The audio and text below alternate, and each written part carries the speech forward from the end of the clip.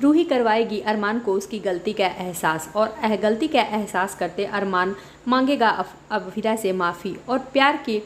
हद दोनों तोड़ते हुए आएंगे नज़र। जी हाँ दोस्तों, स्टार प्लस के मोस्ट पॉपुलर शो ये रिश्ता क्या कहलाता है के अपकमिंग एपिसोड में हम सभी को देखने को मिलेगा कि जहाँ रूही अरमान को उसकी गलती का एहसास दिलाती है और कहती है कि तुम इस तरह से कैसे अरमान कर सकते हो, तुम अभिरा को इतना प्यार करते थे, पूरी दुनिया लगी की लगी रह गई, मैं भी चाहती थी तुम दोनों को दूर करने को, लेकिन तुम दोनों को कोई दूर नहीं कर पाया, लेकिन तुम इस तरह से शादी के बाद अभिरा के साथ ऐसा कैसे बिहेव कर सकते हो, अभिरा को इन 3 महीनों में जितना तुमने दुख दिया है तुम उसके करीब भी नहीं हो। वहीं अरमान को अपनी गलती का एहसास होता है और उसे ऐसा लगता है कि मैंने अभिरा को इन 3 महीनों में बहुत दुख पहुंचाया है। उसके लिए वो अभिरा से माफ़ी मांगता है, उसके पैर तक पकड़ लेता है। लेकिन दोस्तों,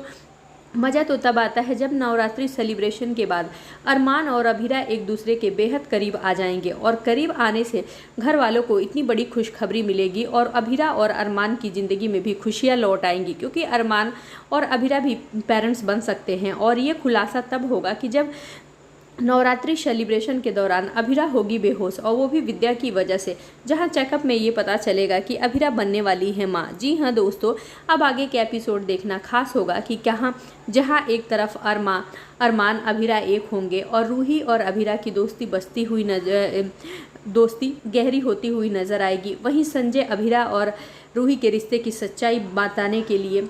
बेकरार है। अब देखना खास होगा कि क्या संजय अपने प्लान में कामयाब हो पाता है या रूही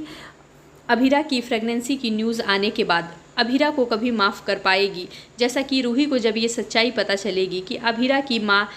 यानी अक्षरा शर्मा उसकी मासी ही हैं, जो उनकी वजह से उसकी माँ की जान गई थी। अब आगे के एपिसोड देखना बेहद ही खास होने